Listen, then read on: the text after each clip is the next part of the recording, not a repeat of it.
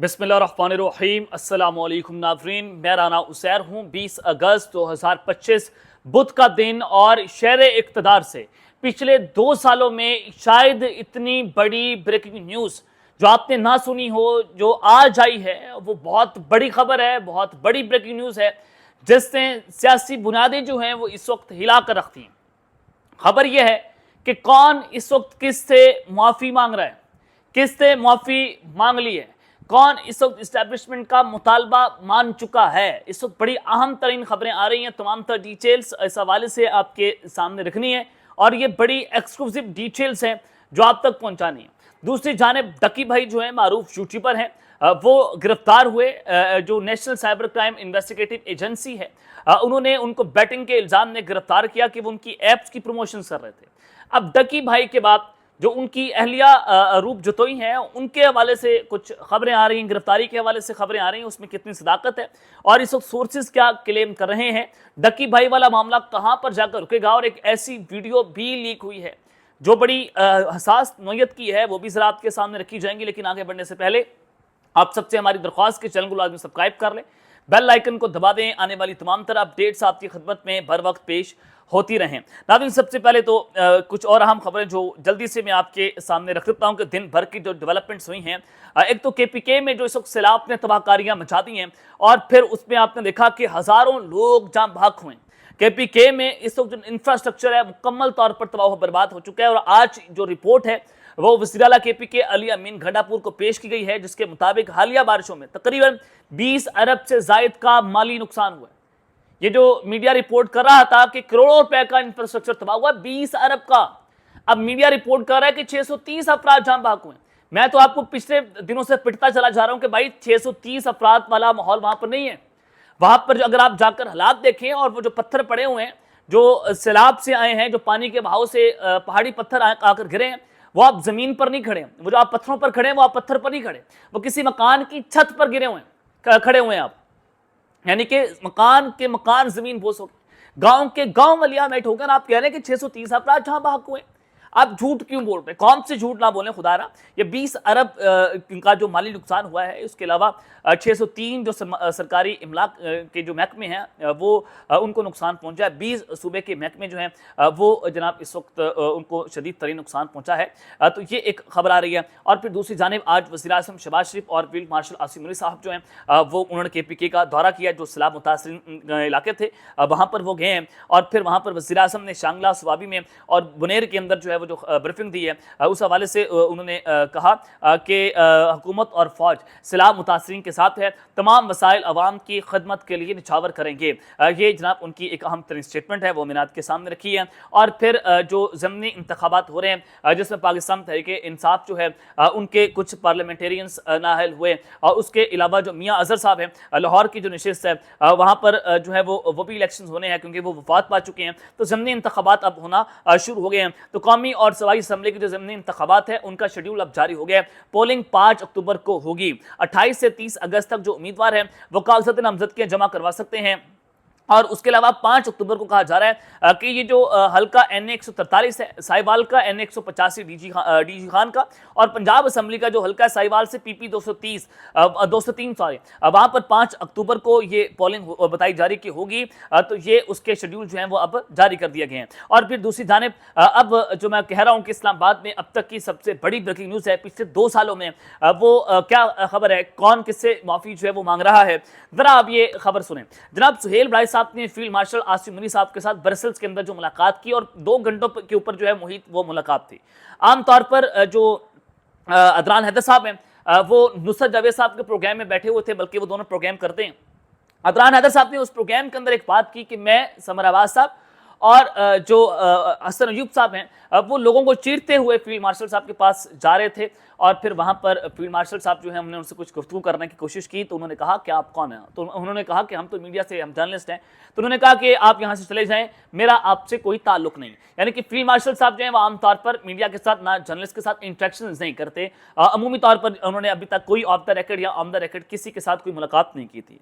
सुहेल भाई साहब के साथ ये मुलाकात हुई और सुहेल भाई साहब के जो 3 कॉलम लगातार आए हैं उन कॉलम्स के बाद उनकी काफ़ी उन पर तनकीद भी हो रही है, उनकी क्रेडिबिलिटी के ऊपर जो है वो सवाल निशान भी खड़े किए जा रहे हैं। कोई ये कहते हैं कि जनाब उन्होंने पाकिस्तान तहरीक इंसाफ की तरफदारी की है क्योंकि ना इस्टेब्लिशमेंट ने कहा है कि आप हमसे माफ़ी मांगे 9 मई के ऊपर, तो सियासी मुसालियत हो सकती है, ना ये इस्टेब्लिशमेंट का मुतालबा है, बल्कि अब किसी को कोई माफ़ी नहीं दी जाएगी, माफ़ी का ऑप्शन खत्म हो गया है। इस तरह की चीज़ें जो है कोई बात कर रहे हैं। कोई ये कह रहा है कि देखें जी इस्टेब्लिशमेंट जो है वो मान गई है, इमरान खान को लेकर मान गई है, पाकिस्तान तहरीक इंसाफ को लेकर मान गई है, जो पीटीआई के हामी हैं वो उसके ऊपर ये नैरेटिव बनाकर रखे हुए हैं। लेकिन फिर मामला ये हुआ कि वो जो माफ़ी वाला बात थी कि माफ़ी मांग ली जाए तो शायद आपको माफ कर दिया जाएगा 9 मई के ऊपर। तो आज बैरिस्टर गौहर साहब, अब जो एस्टैब्लिशमेंट का ये मुतालबा था और बैरिस्टर गौहर पाकिस्तान तहरीक इंसाफ जो है उनका ये नैरेटिव था कि ये जो 9 मई हुआ ये फॉल्स फ्लैग ऑपरेशन था, ये हमारे खिलाफ एक साजिश थी। बेसिकली इमरान खान और पाकिस्तान तहरीक इंसाफ के लोग ही कहते हैं कि जनाब हमने नहीं किया, बल्कि ये हमारे खिलाफ एक साजिश जो है वो खड़ी गई थी ताकि पाकिस्तान तहरीक इंसाफ को कॉर्नर किया जाए, इमरान खान को इसकी बुनियाद के ऊपर जो है वो जेल में डाला जाए और पीटीआई को उसकी बुनियाद के ऊपर उनकी पूरी की पूरी पार्टी जो है वो तोड़ दी जाए। अब जो आज चेयरमैन पीटीआई ने बैरिस्टर गौहर ने मीडिया टॉक की है वो बड़ी इंपॉर्टेंट है, बड़ी गौर से आपने सुननी है। उन्होंने कहा कि हमसे बहुत गलतियां हुई, 9 मई गलत था, दोबारा नहीं होना चाहिए। पेशावर हाई कोर्ट के बाहर मीडिया से गुफ्तगू की।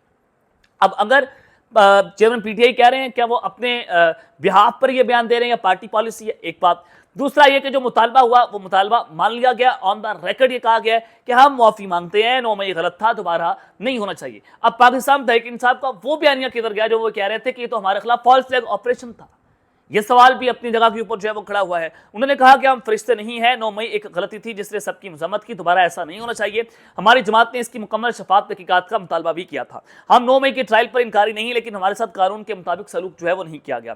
बैरिस्टर गौहर ने कहा कि हम इदारों का एहतराम करते हैं और उम्मीद करते हैं कि पार्लियामेंट का भी एहतराम किया जाए। अब बस होनी चाहिए, इंसाफ होना चाहिए। हम इंतखाबात में 180 नशिस्तें जो है वो जीते थे, लेकिन असम्बली आए तो 91 हो गई, जिसके बाद 76 रह गई। इतने तो खजानों में पत्ते नहीं झड़ते, इतनी नशिस्तें इन्होंने हमसे वापस जो हैं वो ले ली हैं। उन्होंने कहा कि बुनेर के लिए हर जगह से लोग आए, मदद पर पाक फौज और हुकूमत के शुक्रगुजार हैं। वज़ीर आला केपीके ने बुनेर की इंफ्रास्ट्रक्चर के लिए इमदाद का ऐलान किया है। हमने भी आवाम से भी अपील की है कि वो दिल खोलकर सैलाब मुतासरीन की इमदाद करें। अब ये जनाब उनकी स्टेटमेंट है। उन्होंने फौज का भी शुक्र अदा किया, हुकूमत का भी शुक्रगुजार उन्होंने कहा कि हमें, और फिर उन्होंने कहा कि देखिए हम इदारों का एहतराम करते हैं, खुदारा बस करें, हमारे साथ जो करना था आपने कर लिया है। पिछले 2 सालों से हम ये सारा कुछ देख रहे हैं। तो पिछले 2 सालों यानी कि जब ये 9 मई हुआ था तो उस वक्त भी डीजीआई एसपीआर साहब ने एक प्रेस कॉन्फ्रेंस की थी कि इसके ऊपर सबके दिल से माफी मांग ली जाए। तो आज तक पाकिस्तान तहरीक इंसाफ कहते हैं कि हम इसके ऊपर किस चीज़ की माफी मांगे, इमरान खान साहब कहते हैं कि हम इसके ऊपर किस चीज़ की माफी मांगे, ये तो फॉल्स फ्लैग ऑपरेशन था। लेकिन आज Pakistan Tehreek Insaf chairman PTI barrister Gauhar अपने बयान में ये इतराफ जुर्म कर रहे हैं कि पीटीआई ने 9 मई किया, हमसे गलती हुई है, दोबारा नहीं होना चाहिए। तो जो फॉल्स फ्लैग ऑपरेशन वाला मामला था वो आपके सामने है। तो ये कहा जा रहा है कि शहर इक़्तिदार में अब तक की सबसे बड़ी ब्रेकिंग है और इससे सियासी बुनियादें जो है वो किस तरह से हिलाई हैं कि अगर पाकिस्तान तहरीक इंसाफ इस सिस्टम को तस्लीम कर लेती है या फिर वो एस्टैब्लिशमेंट के साथ हाथ मिला लेती है, जो कि मुझे नजर नहीं आ रहा क्योंकि एस्टैब्लिशमेंट ने किसी भी किस्म की ऑफर अभी तक नहीं की। जो जराए हैं, जो ज़मीनी हकाइक हैं वो आपके सामने मैं रख रहा हूँ। तो अगर हो जाता है तो ज़ाहिर है हुकूमत के लिए एक बहुत बड़ा धचका होगा और ये हुकूमत गिरने की तरफ एक बड़ा अहम कदम भी हो सकता है। लेकिन अभी हुकूमत कहीं नहीं जा रही, ये भी मैं आपको बता रहा हूँ कि अभी तक कोई इरादा नहीं है कि इस हुकूमत को तब्दील किया जाए या फिर कुछ और मामला जो है उसके साथ किया जाए। अब आ जाए डकी भाई वाले के मामले के ऊपर। डकी भाई जो है वो गिरफ्तार होते हैं, फिर नेशनल साइबर क्राइम उनका 7 रोज़ा जिस्मानी रिमांड लेता है। उसके बाद अदालत ने उनका 2 रोज़ा जिस्मानी रिमांड जो है मंजूर किया। अब उसमें जो इतलात आ रही थी मुबैना तौर पर, मैं मुबैना तौर पर इस वजह से कह रहा हूँ कि ये किसी सहाफ़ी ने इसको बताया और कुछ सोर्सेज इसको क्लेम कर कि डकी भाई को दौरान हिरासत जो है उन पर तशद्दुद किया जा रहा है, उनको बहुत मारा जा रहा है, वो चीखो पुकार कर रहे हैं कि जनाब मुझे छोड़ दें।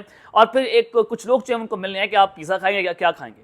डकी भाई उनके पाँव पड़ गए और उन्होंने कहा कि जनाब मैं पिज़्ज़ा नहीं खाना चाहता, इनको कहें कि बस मुझे कम मारें, मारना ना छोड़े लेकिन मुझे कम मारे। अब उन पर चूंकि 22 ऐप जो बैटिंग ऐप्स हैं उनकी प्रमोशंस का इल्जाम है, जिसकी वजह से उनको रोका गया और करोड़ों में बताया जा रहा है कि उसकी रिकवरी भी हुई है। अब ये मामला जो है वो यहाँ तक नहीं रुका, ये जुए की प्रमोशन का केस है जो national cyber crime investigative agency ने उनके ऊपर FIR की, फिर इनको गिरफ्तार किया। अब ये मामला चला गया उनकी अहलिया तक और अब उनकी अहलिया को भी जनाब जमानत करवाना पड़ गई है। और क्या अब उनकी अहलिया को भी गिरफ्तार किया जाएगा, क्या उन तक भी हाथ पहुंचा जाएगा? तो जो उनके अहलिया है अरूप जुतई उनका नाम है, उनकी जमानत जो है वो अब लाहौर हाईकोर्ट की लाहौर की जो मुकामी अदालत है उनको उन्होंने जमानत मंजूर कर लिया और 30 अगस्त तक उनकी जमानत गिरफ्तार करने से उनको रोक दिया गया। अदालत ने डकी भाई की अहलिया को भी शामिल तफ्तीश होने का हुक्म देते हुए आइंदा समात पर तफ्तीशी अफसर जो है उससे रिपोर्ट तलब कर लिया। अब जो उनकी अहलिया है वो भी इस तफ्तीश का हिस्सा बनेंगे और इस हवाले से एडिशनल सेशन जज ने जो अरूप जुतई की अबूरी जमानत से मुतल्लिक दरख्वास्त की समात की है। अब लिहाजा 4 रोज की जिस्मानी रिमांड मजीद उसकी तोसी हो गई है और ये जो आज डकी भाई जब अदालत के अंदर पेश हुए उनके साथ किस तरह का सलूक हुआ, अब जो उन पर तशद्दुद की बातें हो रही थी, पहली जब वो पेशी पर आए, जब उनसे जिस्मानी रिमांड लेने आई थी FIA और नेशनल साइबर क्राइम, तो वहाँ पर वो बड़े चिल थे और वहाँ पर वो टक बिस्किट जो है वो खा रहे थे। और आज डकी भाई जो है वो आए, वो आज बड़े परेशान लग रहे थे, ऐसा लग रहा था वाकई तो इसके ऊपर कुछ हुआ है। तो आप जरा ये वीडियो मुलाहिजा फरमाएं डकी भाई की, फिर हम बात करते हैं। जी डकी भाई कि आपने ये वीडियो जो है मुलाहिजा फरमाई, इनसे बहुत सवालात हो रहे हैं। मैं अपने रिपोर्टर से कहूँगा, अपने सहाफ़ियों से कहूँगा कि खुदा रहा कि आप इस तरह के सवालात ना किया करें। आप चढ़ जाते हैं, आप बदतमीजी करते हैं कि पहले आप लेस खा रहे थे, आप क्या कर रहे हैं, और भाई उसने कोई गद्दारी तो नहीं कर ली। एज पर लॉ कानून अपना रास्ता लेगा। National cyber crime investigative agency ने उनको गिरफ्तार किया, तो इन्वेस्टिगेशन हो रही हैं, गलत होंगे तो इनको सजा मिल जाएगी। तो ये सहाफ़ी आप चले जाते हैं, मैं भी जर्नलिस्ट हूँ, हमारा हक है, हम सवालात पूछें, आप जरूर पूछें भाई। आप इस तरह के तूफाने बदतमीजी तो ना करें। आप गालियां दे रहे हैं इस वीडियो के अंदर, जनाब आप साफी हैं, आप क्या हैं आप, यानी कि आप अपनी फ्रस्ट्रेशन निकाल रहे हैं। मैंने डकी भाई का आज तक ना कंटेंट देखा ना, मुझे पता ये शख्स जो है वो कौन था। मैंने इसको फर्स्ट टाइम तब देखा जब ये अरेस्ट हुआ और मुझे पता चला कि जनाब ये गिरफ्तार हुए हैं। तो कुछ भी हो, कानून अपना रास्ता लेगा। अगर डकी ने कुछ गलत किया है, सादुर रहमान का नाम है गालिबन, तो इनको सजा मिलनी चाहिए और जरूर मिलेगी भी, क्योंकि इदारों का एहतराम करना चाहिए। लेकिन इस तरह की तूफाने बदतमीजी आप नहीं कर सकते जिस तरह की वीडियोस के अंदर हमें देखा जाता। तो खुदा रहा आप इससे बचे। और उनकी ये खबरें जो मैंने आपके सामने रखी, अब तक के लिए इतना ही। अपना ख्याल रखिएगा और इसलिए अपनी लाजमी हलक ने। अल्लाह ने के बाद पाकिस्तान जिंदाबाद।